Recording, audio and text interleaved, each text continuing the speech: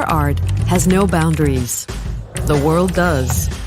Borders make our world more complex. But if you know your direction, we can show you the way. We are Dutch Culture. We help Dutch creatives with international ambitions by providing our knowledge and global network.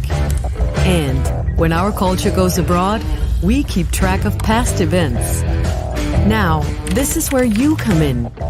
This data is all yours, so take advantage of it. Search for artist names and events in your discipline or filter on location. Follow the lines to find out who walked the path before you. So go ahead and discover, where will it lead you? Dutch Culture, your partner for international cultural ambitions.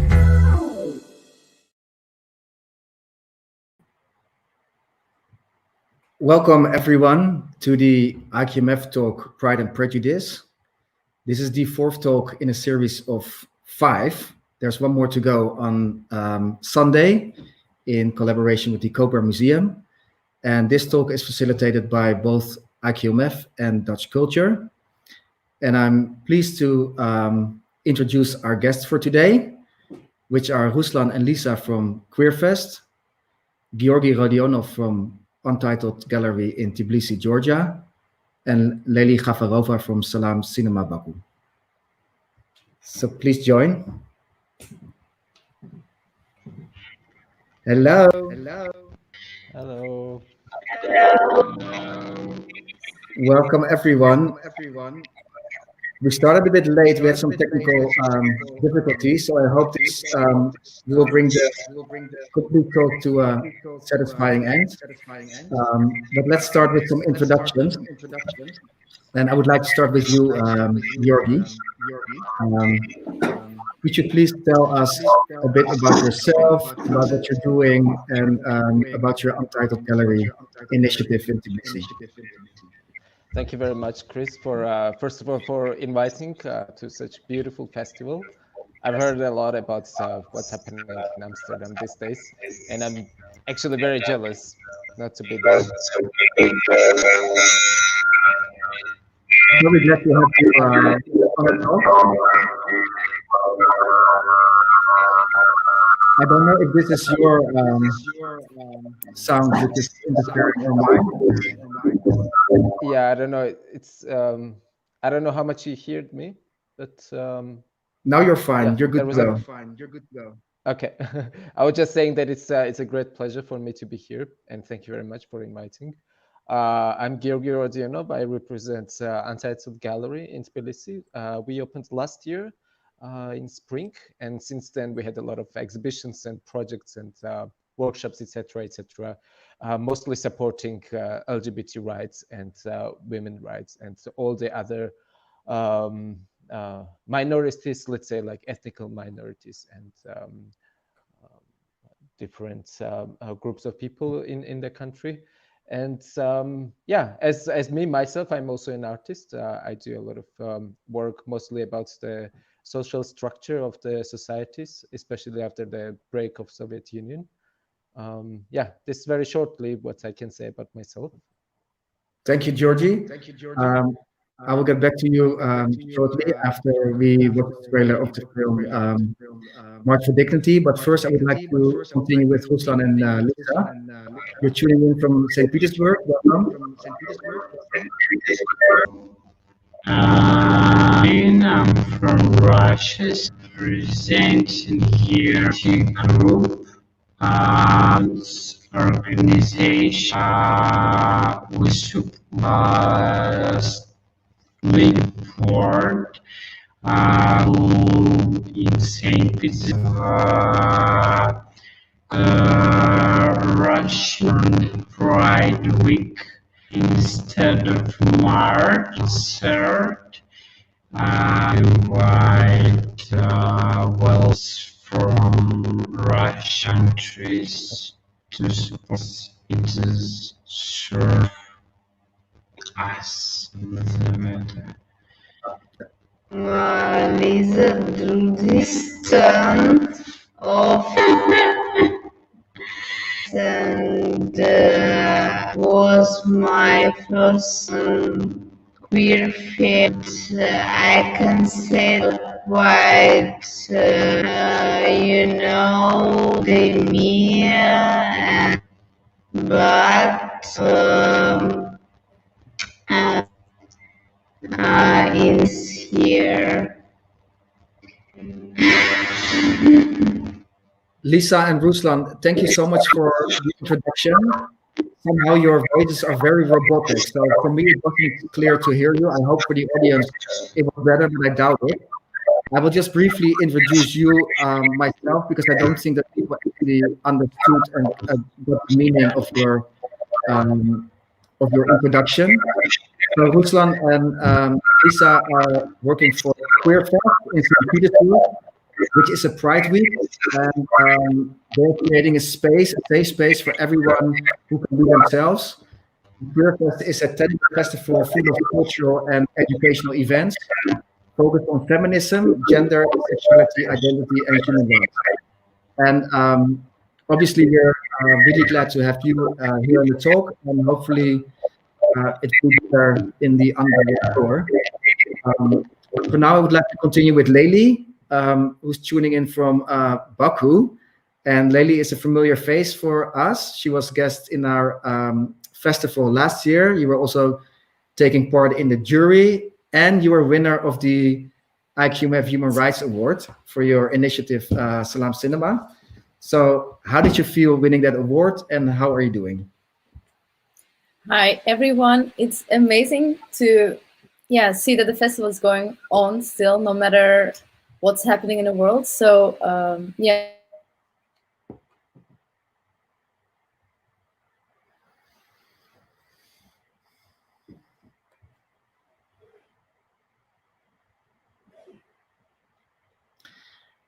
Okay, I think, Leyli, there is, you either lost connection or we lost connection with you.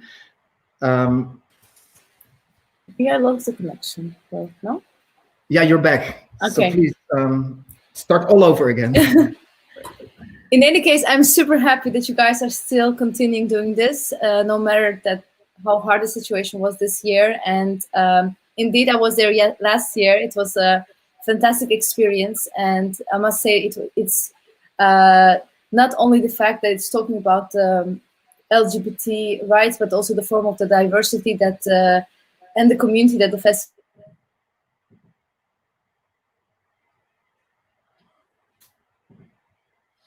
So congrats, Chris, with the festival this year. And okay, Leyli, thank you so much for your health introduction. You were there with us for half of the time, I think. So Leyli was part of the festival last year as a juror, and Leyli was one of the founders of Salaam Cinema, a safe space for queer and feminist people in Baku, Azerbaijan, and also the initiator of Invisible Film Festival, which happened in May 2019 for the first time in Salaam Cinema, the safe space. And it was a 4-day festival with performances, films, and dance and theater also on gender, sexuality, and feminism, which was great. I was lucky enough to be one of the attendees of that festival, and it was really great. So good luck. I really applaud you for that. I think we should continue with the trailer of March for Dignity. We decided to build this talk on this film. It deals with the crackdown on the Pride March, the first Pride March, which was supposed to happen and actually did happen in Tbilisi in 2019. And since yesterday, December 10, was the International Day of Human Rights, we actually wanted to highlight an initiative somewhere in the world on queer and LGBT rights. And we decided to choose this film. So we will continue with screening the trailer of the film, and then we'll have a talk on the film and the local situation in your countries on Pride manifestations. Tbilisi Pride is the farther east Pride in Europe. It's also a bit scary in a way. We have like Chechnya a few hundred kilometers away, and we have Russia, Azerbaijan, and Turkey, and Armenia, and it doesn't look great in our neighborhood.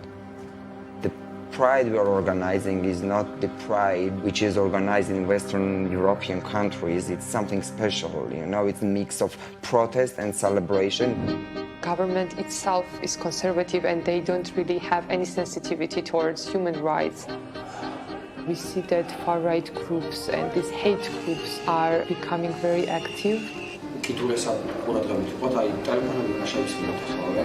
ეხლა როგორღაც თუ მოახერხეთ ეს ინფორმაცია როდის ასრულებთ არსად არ მითქვათ თანები და ესე მათივე გამოსაცნობი არის არც ვთქვათ ხმამაღლა ეხლაც კი A lot of anti-LGBT agenda comes from Russia. They are pushing hard with radical groups in Georgia. They are directly funding it.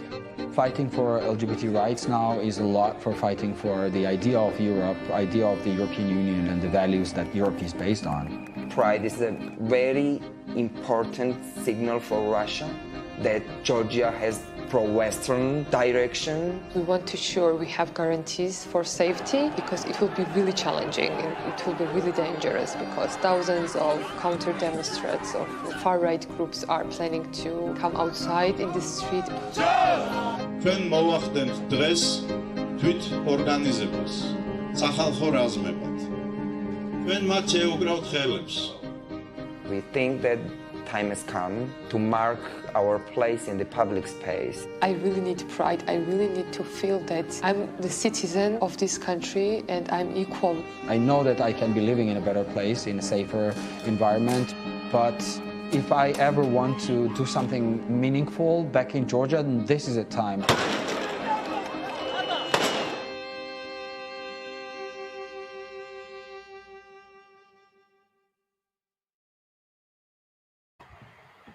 Wow, that's such an impressive. I mean, personally, I really like the film. It was done in a very great way, the way it was the organizers were portrayed. And I was actually wondering, Giorgi, were you there in 2019 when this event occurred?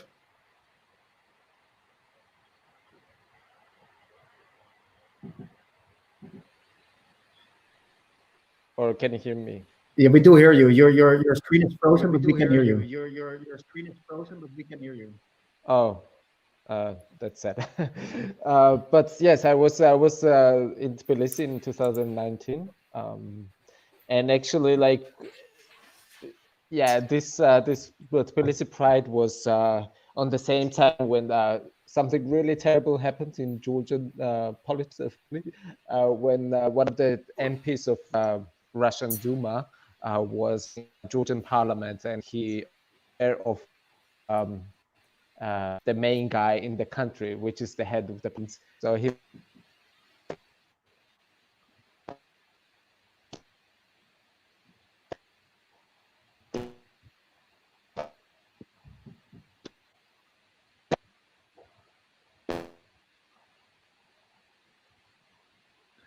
Okay, Giorgi, it also seems we have lost you. Somehow it seems that this talk is doomed to happen. I don't know why. Let me ask you one more question, Giorgi. If it won't work, then we'll continue with the others. But I can't say I was surprised by seeing it, but the massive resistance of religious groups in your country were actually the driving force of the opposition against the Pride and against the Pride organizers. Could you comment a bit on it, how it actually took shape, the resistance against the Pride March? And who was fighting it? I think he's muted, actually. Oh, yeah. Yeah. Giorgi, can you unmute yourself?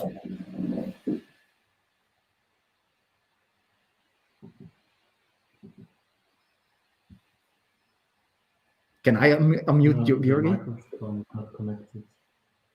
Ah, here now. Yeah. Ah, here now. Okay. Now it's good, huh? Yeah. Okay. It feels like as much struggle as being gay in Georgia, basically. But yes, this resistance, very traditional people in Georgia has much long history than just 2019.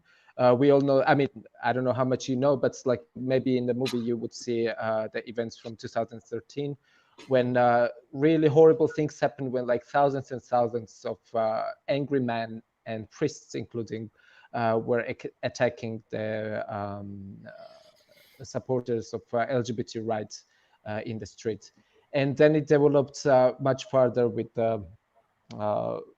somehow making this, like, they even call themselves neo-Nazi groups or super traditionals who are mostly against LGBT rights and nothing else. Like, for example, if Russia is occupying parts of Georgia, it's okay. But if there is like 10 gay men walking in the streets of Tbilisi, that's a huge trouble for them. I don't know if you're following me or yeah. And if you mean by 10 gay men walking in the street, do you mean like visible gay men, people who like show themselves with rainbow flags, for instance? Yeah, first of all, we should say that like gay pride in Tbilisi doesn't mean that it's going to be the same gay pride like in Amsterdam, for example. None of these people who were organizing the prides, I don't believe they would come with this, like all the costumes and very shiny things. It was mostly about dignity, about demonstration, and so there was nothing much to celebrate, but it was more about the demonstration. So it would never be as like visible gay prides as you might imagine in the different European countries, but even that they were not willing to have it in the street. And I don't believe it's like motivated by personalities, but it's definitely, in my opinion, orchestrated by some other bigger power. I don't know exactly who, and I don't want to make any doubts, but these groups are that are very, very aggressive, especially against gay people in Georgia. They are recently very active, and they're going on every step what's happening in the country. Yeah, there was also a bystander in the film who was standing on the road and following the parade. And that person actually said, and I quote, "Gay people have lived here forever, but they have never forced their lifestyle upon us." Do you think that actually marching for your right and being visible in the streets and in the public domain, was that a problem with the crackdown, or how do you need to see it? Yeah, that's a very important quote, actually, that maybe explains everything what's happening there, because Georgia has quite big gay history, actually, and it doesn't start like in this century, but it starts like from forever, as in most of the world, and it's also like written in Georgian culture, like like some of the Georgian dances, they used to be like danced by LGBT people, basically. And yes, he's right. Georgian gay history doesn't start in 21st century, but like what's starting now is that being gay is directly understood as being pro-Western, which I don't know if it's right to say, but I don't think it has to do anything with each other. But somehow these people are marking gay people as very pro-Western, therefore against Georgian traditions, whatever it is they fear to be stolen or demolished or disappeared. Yes, and I think it's very political, and it has nothing to do with the personal feelings of those young men. And women, obviously, also. And women as well, yeah. But mostly, like on this demonstration, there were men. And Lisa and Ruslan, I'm first of all, have you watched the film? And how does the pride movement in your country, in Russia, in your initiative? Could you you didn't hear my question. I don't hear you. But I think what I wanted to know from your side is: have you watched the film, the March for Dignity film? Yes. And what's your opinion about it? First of all, what's your opinion about the film? And second, the local context which is just described by Georgi, also relevant to the Russian context. How do you, in St. Petersburg, organize a pride manifestation? Can I start? Yeah. We have fun things in Russia. I couldn't. It would have to work almost Tbilisi,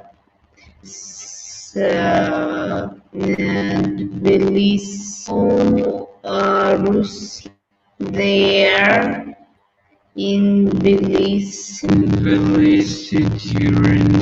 You don't hear. No, we cannot hear you. And your voice is very dramatic. I think it is something with the microphone or with the audio input of your laptop. We were able to hear you in the preparation of the talk.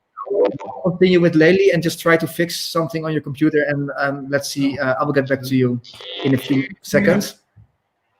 Leyli, also for you the question: have you watched the film, and is the situation which is described by Giorgi also relevant or alike in the Azerbaijani context? Unfortunately, I haven't been able to see the film yet, but I'm definitely going to watch it. Although I know the story behind, and I've seen there was another film on Georgia last year, also at IQMF, where I knew some of the people who we saw in the trailer right now. So. Of course, the situation in Georgia is absolutely not similar to the situation in Azerbaijan, and I think we share the same culture and cultural history in the same way. The things Giorgi mentioned about that LGBT activities didn't start now, and it was not something that was imported from the West. Actually, we have a very rich queer culture in our history, but it's somehow been, or queer traditions actually, that in our history, which somehow have gone forgotten. But we see a very big element that is very similar, is that from the moments that that our region has become forms of nation state, the ideas of gender are starting to change, and we have this binary understanding of how a man and a woman is supposed to be. After the independence, there is also a similar situation, I think, with Georgia and Azerbaijan, and I think also in Armenia, like in the whole Caucasus, is that after the independence, we have also inherited geographical and political conflicts with other countries, so, and wars. And this situation also influences the gender concept very much. So the militarism rises, and where being homosexual or the acts of homosexuality are being seen as something very dangerous and problematic. We should also not forget that Azerbaijan is a Muslim country, and that the political situation in Azerbaijan is very, very different from the one in Georgia. We don't have the same forms, the freedom to assembly even as Georgia has. So in a way, like, to even think about pride at this moment is impossible. But nevertheless, sometimes we're discussing it about each other whether there would be even such a radical reaction against the LGBT, because in a way, like, we still have this homosocial societies, and there are still these homosocial practices. So in a way, we cannot compare it to the West. Like, does one have to come out of the closet, and would the pride even be the same way as it happened in the West. I think that these are still forms that we still have to think and discuss about what would fit us, and maybe somehow go back to the forgotten traditions. Sometimes I say just as a joke, but it's very funny because we always talk about the traditions. The tradition doesn't fit our mentality, or it doesn't fit our traditions. But actually, if we really look into our history, we have a very rich and various queer culture in the past. So I wouldn't mind like looking back to it, and voila.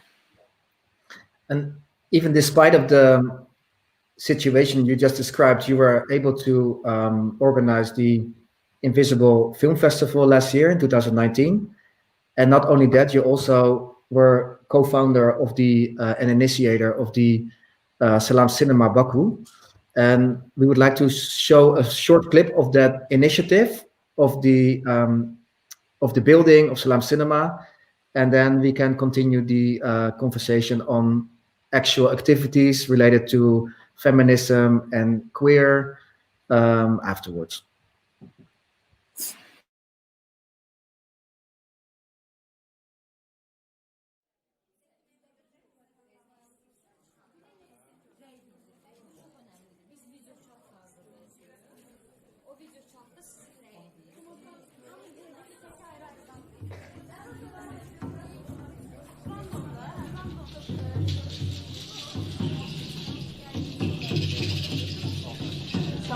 Everyone, it's really crazy to see so many people here today. This building has been built in 1913 as a Malcolm prayer house. It was a house for people who fled their country because they could not practice their own religion there. They didn't have to hide, they could build their own home, and they could come here and unite here. This place represents a symbol for tolerance, inclusion, and diversity.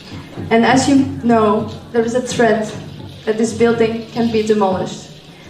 I ask all of you to join our beautiful community of young people standing and protecting this building.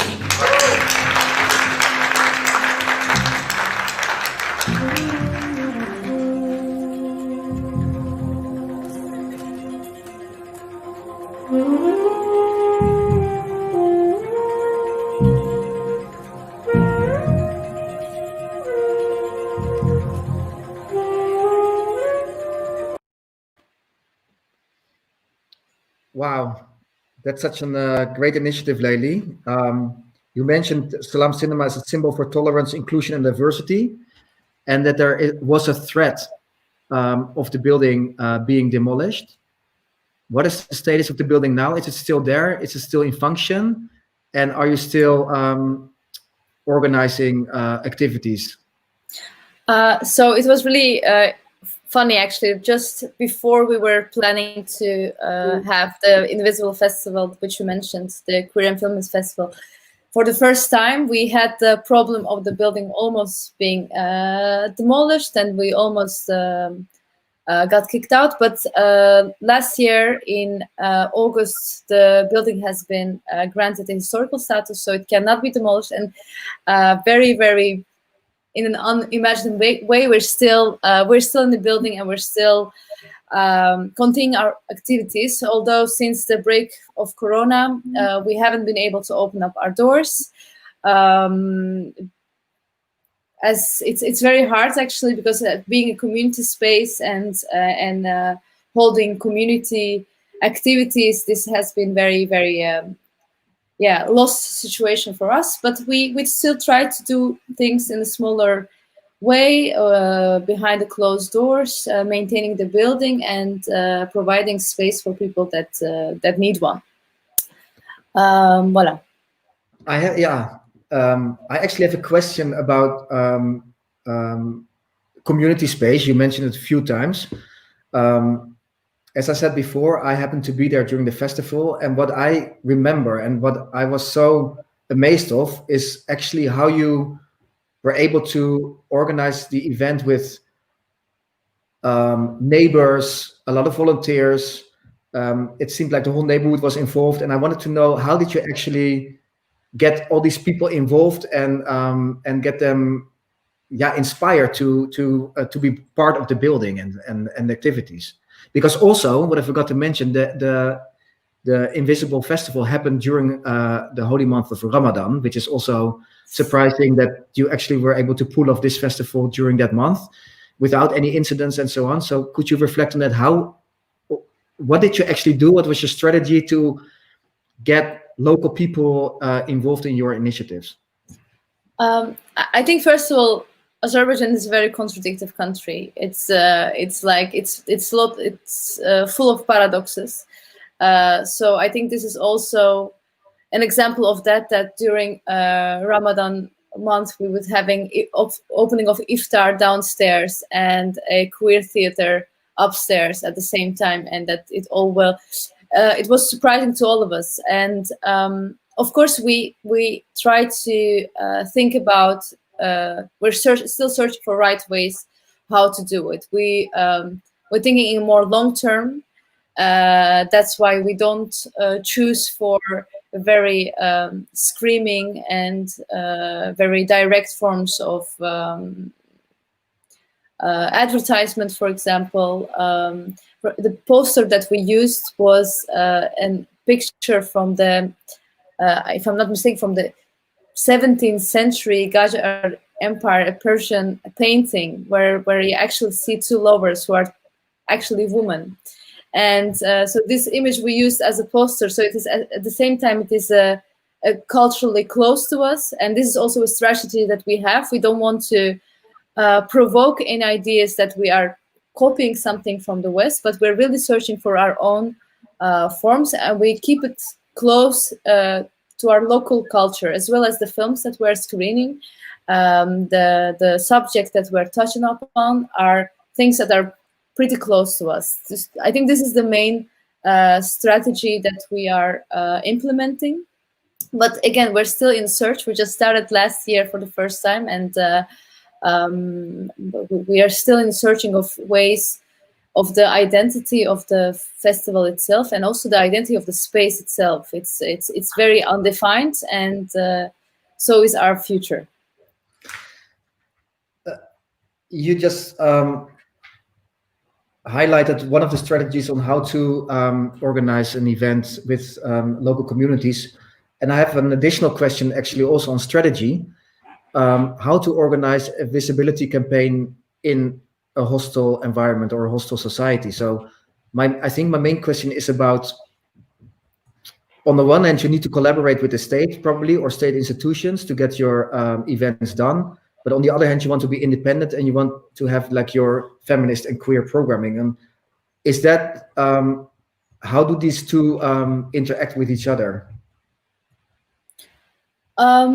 It is, I think that the question of gender equality, we have kind of inherited it as well from the Soviet past, in a way, in terms of law. In terms of law, we are very gender equal. But at the same time, we have traditions. Fortunately, we are not the only ones, and we also partner with. We try to partner with all the local organizations who have the same kind of intake on the subject, and it's always a risk. But as I said, it's a contradictory country, so it is. It's just important to work with the people that you know at the same time, and in a way keep the supervision. Regarding the space, for example, we very openly communicate our house rules that we're against any kind of form of homophobia or sexism.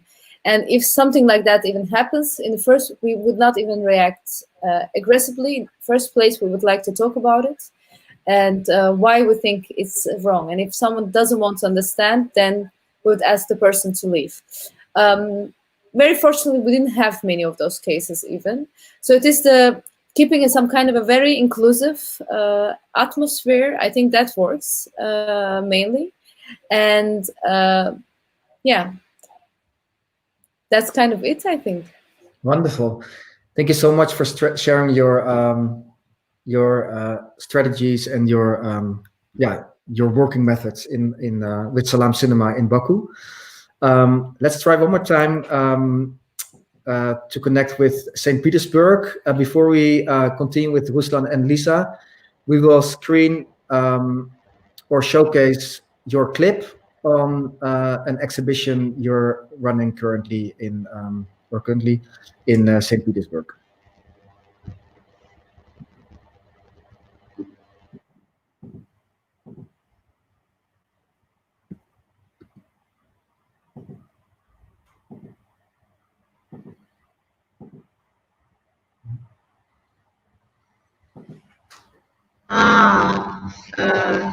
This our exhibition this year where first in pandemic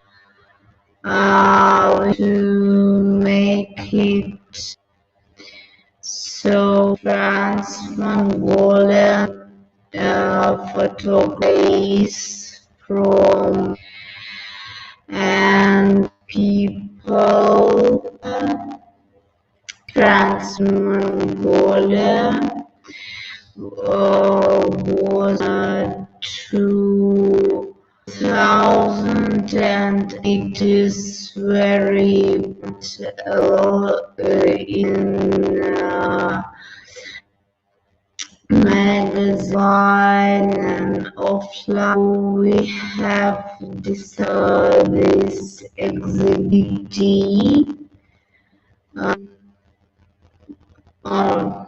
go inside and in a gallery so you can And yeah, you can just in a so yeah, trying to show not only more inclusive of people. Can you hear me? No, I'm so sorry to again need to cut you off. We saw very beautiful images of your online exhibition, Transmongolia. It was, I mean, very touching images. And I would have loved to hear your comments on the exhibition, but again, you were very robotic and we couldn't make anything actually out of it. Sorry for the viewers that this occurs again. But let me continue with Giorgi. You mentioned that you're an artist yourself. Could you reflect a bit on your artist work, what you're doing, and also if it's related to the issues we just touched upon, so visibility for queer or LGBT art, actually. And unmute yourself, please. Yeah. First of all, I want to say that I'm also very much amazed of Salaam Cinema and how they're organizing the group around this beautiful space they have in Baku. And yeah, I'm also an artist. I actually did one performance in Salaam Cinema. Was it 2 years ago or last year? Last year. I was doing the military workshop for young people in the building, which was very beautiful, I think, Leyli. And yes, my work is mostly, it's not directly connected to LGBT rights, but it has the elements of it. For example, one of my projects was from Istanbul when I was researching the love and new understanding of love and how we are falling in love with another people. But yeah, it had this queer elements in it, but I wouldn't say it was for direct. It was not about queerness, but it was mostly about the love. Yeah, this is shortly what I do about queer life in my art. But I'm mostly, as I'm working as an artist, I'm mostly interested in social structure and how it functions outside of the bubbles, basically, because like what's happening in Tbilisi, for example, like yes, I'm fine here, but like I also understand that it's kind of a bubble here, and outside of my bubble there is still like a lot of people suffering from violence in the families, in the streets, in the public transport, or at work, etc., etc. So I'm trying to touch these aspects of general society and what's happening in the structural And basis. Georgi, how, in general, how do you see the role of art in addressing issues related to human rights or LGBTQ rights, and in sensibilizing campaigns, for instance? I mean, you did an exhibition in Untitled Gallery on the queer scene or the club nightclub scene in Tbilisi. Yeah.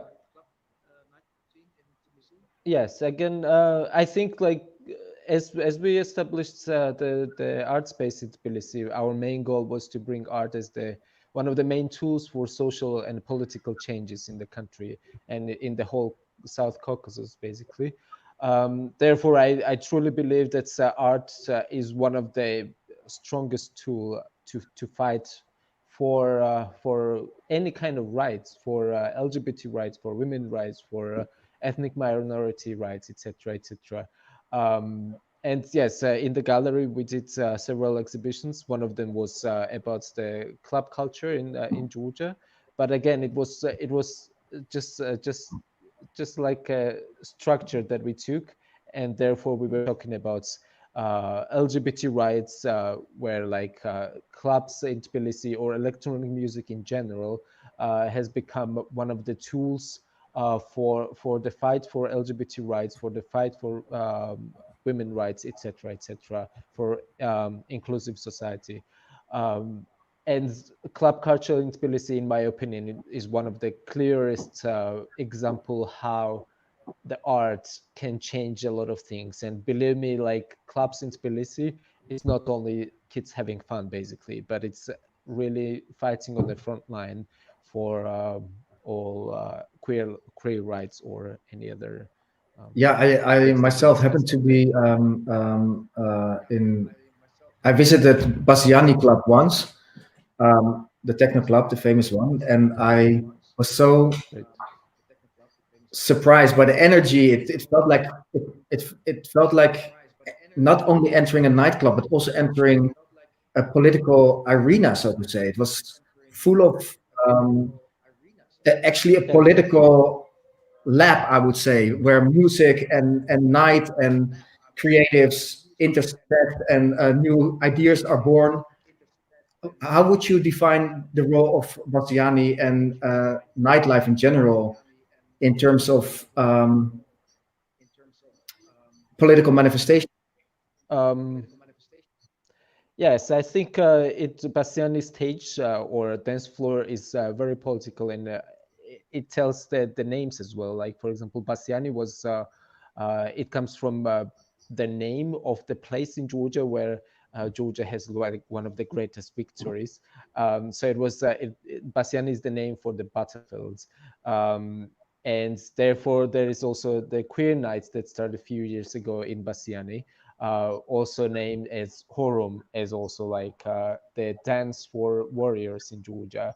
So clearly, from the very beginning, the initiators of Bastiani or the queer nights in the club had a very clear vision, in my opinion, naming the space and the movements like this.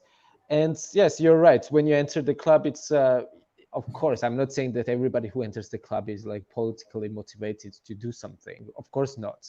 None of them maybe think about it, but subconsciously does a lot of things when, like, for example, people with traditional minds, traditional in Greeks, would totally hate gays outside of the club, but somehow they found the common language in one space when they were enjoying the same space together peacefully somehow, and they found this tool. And it continued outside of the clubs as well afterwards. And I believe clubs in Georgia again are playing a lot of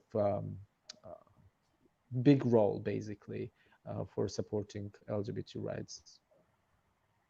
Is this also, Ruslan and Elisa, is this also what you're trying to achieve with Queerfest in St. Petersburg? To organize artistic events, to bring people, like-minded people, but also people with different opinions together in one space and have them reflect on society through the arts? Can you hear us now? Yes. Yeah, great.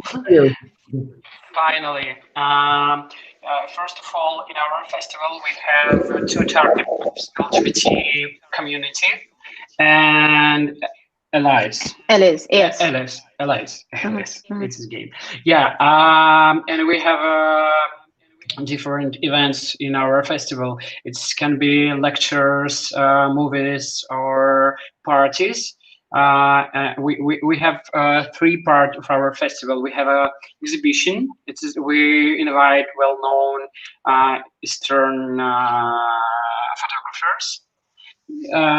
So we're trying to talk with society through the different ways, through their culture and art events, through the lectures and discussions, through the movies, and we are trying to create safe space for LGBTQ plus community. Yeah, and in our festival, the situation with LGBT rights in Russia is different in different regions. In St. Petersburg, it's more progressive. It's more progressive city because for the last few years, we've got support from police, from local ombudsman on human rights, and we've got a lot of support from international and Russian companies who supported us openly. Mm-hmm. Yeah. So. On the one hand, we have a bad situation with the human rights in Russia, but in the other hand, it's getting better every year. Yeah.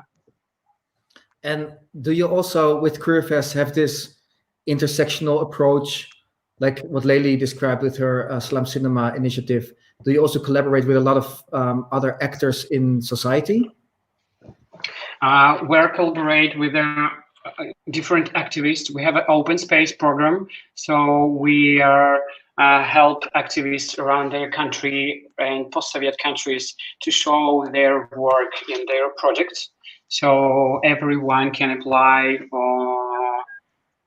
Yes, or with their project, and we choose every year 5 projects, and people can come to St. Petersburg and show themselves.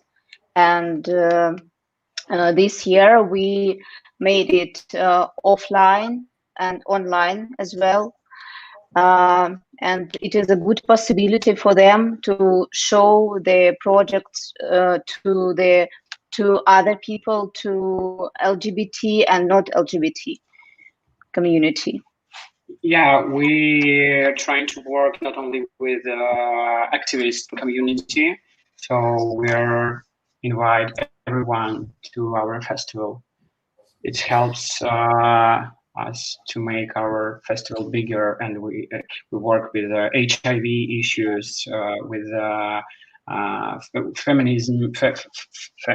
Yes. Sorry for my English. Yeah, it's okay. And for example, the most popular topic this year was about singletons, the people who decided to live alone. And there is a very famous girl, Alexandra Sulim. She's from Minsk, and she's famous for her. She's a famous journalist. She works with different topics. And we're trying to show that we have a lot of common with the society. And yes, the aim was to show people not to feel ashamed of their choice. They love to live alone, and it's not their to have choice relationships. Yeah, and so yeah. with anybody. Okay. I'm really glad that the audio is great now. We can hear you. So I would like to give you the opportunity to again say a few words about the exhibition, which we're going to start right now. The exhibition on Transmongolia. Yes. We will see it again or not? Yeah. Okay. This was the first experience of online exhibition. The exhibition belongs to Alvaro Lais, the photographer from Spain, and it is about trans person from Mongolia. And we also had the discussion with the photographer and Naraniam George, the person who now lives in Amsterdam. And the first question was to two people, was what do you know about what do you know about Mongolia? People said, okay, we know horses and sand and something else, nothing. And what do you know about trans people in Mongolia? And nobody said anything. So the aim of the project was to show how do people in Mongolia live, about their work, about their houses, about how do they, what do they do every day? How do they look like? What do they feel? What do are they afraid of? So we decided to make this exhibition online to show it everywhere. Yeah, and we have an event which based on this topic. We invited activists from Mongolia and the author of this project. We wanted to show that Mongolia is more than stereotypes, that LGBT plus community has a lot of successful stories. Yeah, so. And Thank you. every year we're trying to make our festival more inclusive for different groups of people. So, and this project can see people with disabilities, with blind people. So, yeah.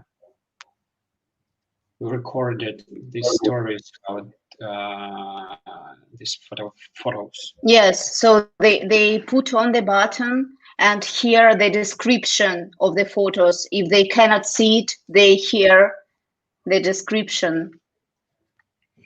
That's great. Thank you so much for the elaboration. I'm glad that we, and not only us here in the room, but also the viewers at home, were able to get your explanation with the online exhibition. Having said that, there's a few minutes left. So if there's anyone in the audience with a question for our lovely panelists, please use the tab on the right and leave us a question. And in the meantime, I will continue with Leyli, and I wanted to know, how is the future look like for Invisible Festival? Is there a festival happening in Baku soon, or is it not possible due to the Corona pandemic? What's your ideas and your plan for your festival? So the festival was initially planned in May, but that was the highest, when the outbreak just started. And we have been postponing, as it was very impossible for us to imagine doing the festival online. But now we kind of accepting the reality. I also forgot to mention that this year we're collaborating together with Giorgi with Untitled Gallery as well for the festival. So the festival will happen as well as in Baku as in Tbilisi together. We're kind of combining the family spaces for the festival, and I hope this will also happen in the future. So one part at this point, we're thinking like the one part of the festival will be online, especially the educational program, and in January and February, and will also not be like a fragmentary event, but more a prolonged version where we will invest more to education and development, and in this way, hopefully investing in the quality and quantity of local content, as this is still very problematic, especially with queer artists in Azerbaijan. We unfortunately don't have many yet, but this is something that we want to tackle, especially this year. So this is gonna invest more in education, local content, and quality of it. Great. I'm really excited to hear also about the ongoing collaboration between the two of you. Would it be also interesting for Queerfest to collaborate with the Baku and Tbilisi initiatives? Yeah, we're always open to collaborations, and it would be great to do something together. And obviously, we also would like to keep on collaborating with you all with our Amsterdam IQMF festival. And then on the concluding note with you, Giorgi, yesterday the Ministry of Foreign Affairs in the Netherlands awarded the Golden Tulip for the award for Best Human Rights Achievement, which was awarded to Lilith, in transgender activist in Armenia. She couldn't be on this talk. It was a last minute. I tried to reach out to her, but she wasn't able to join this talk. Could you say a few words about her, because you know her in person? Yeah, Lilith is amazing person. We also exhibited her work about the migration in South Caucasus, which is actually very interesting political development since the collapse of Soviet Union. The people started to move from different countries to other countries, and her family story goes from Georgia to Armenia, and then to Russia, and then to Georgia. And so she has very interesting projects about migration as well, actually. You should definitely have a look. And we were exhibiting her works at Untitled Gallery. And I don't know, I'm really glad that she won this prize, and I think she totally deserves that, because she's also like extremely sweet girl. And yeah, I don't know. Congratulations, Lilith. Yeah, it's a great acknowledgement. It's the Human Rights Prize of the Ministry of Foreign Affairs of the Netherlands. So we definitely applaud her for initiatives. And I would also like to thank all of you, Ruslan and Lisa, for your attendance. And I'm really glad that we were able to hear you in the second part of the talk. Thank you so much, Leyli, for attending. I know it was difficult for you to get here in time, but you were there with us. And thank you so much. Good luck with all your initiatives in Baku. And Giorgi, also always great to see you. And also good luck with your initiative in the Untitled Gallery in Tbilisi. Thank you so much. Also, viewers at home, thank you. Thank you. Again, for the inconvenience and the technicalities, but I really enjoyed the talk today. And there's one more screening of the film March for Dignity. It was just whispered in my ear. On December 16th, we are screening March for Dignity one more time in Louis Hardloper Complex, the art house cinema in Utrecht. And having said that, I would like to conclude this call. Thank you so much, and speak to you soon. Bye.